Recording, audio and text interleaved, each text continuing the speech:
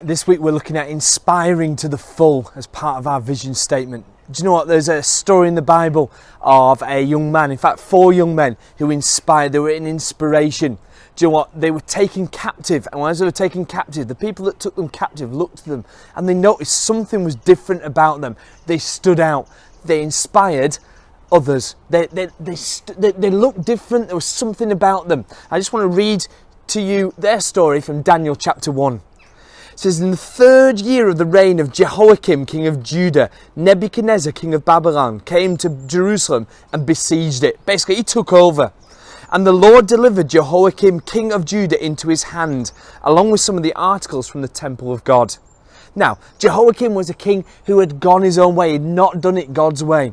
And part of God's punishment was he let a Babylonian king take over, just so that he could bring his people back to him.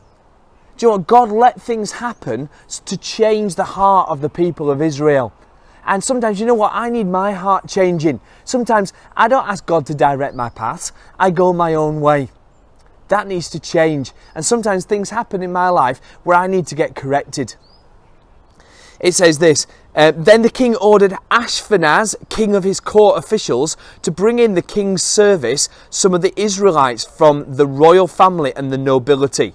Young men without any physical defect, handsome, showing aptitude for every kind of learning, well-informed, quick to understand, and qualified to serve in the king's palace.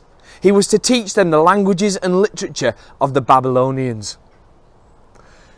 Question. If someone came and took over St. Wilfrid's, would you be one of those? Would you be one of those students that stood out for having the academic ability, for being noticed, for standing upright and leading in a certain area of your year group or house system or whatever it is? Would you be recognised and noticed? Among them chosen from Judah were these: Daniel, Hananiah, Mishael and Azariah. The chief official gave them new names. To Daniel, the name Belteshazzar. To Hananiah, Shadrach. To Mishael, Meshach. And to Azariah, Abednego. But Daniel resolved not to defile himself with the royal food and wine. And he asked the chief officers for permission not to defile himself this way.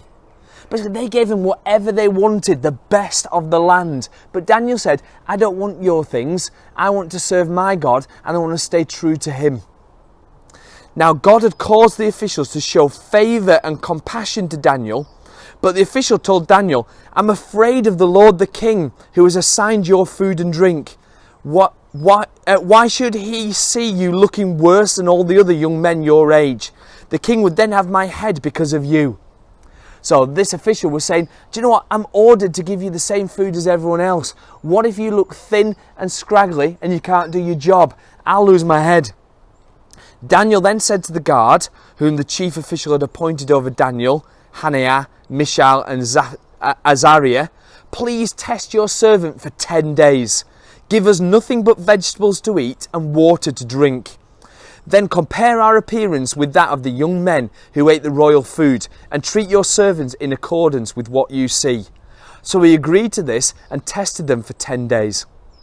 And so we're going to find out next week what happened to them, whether they did wear away and whether they were thin and pasty, or whether they were stronger than the others who had eaten what they were given. But I just want to talk to you about inspiring. There was something about Daniel and his friends that stood out. There was something about them. And I think part of it was their determination to serve God. Even though they'd been taken captive and Israel had been overthrown, they still wanted to put God first.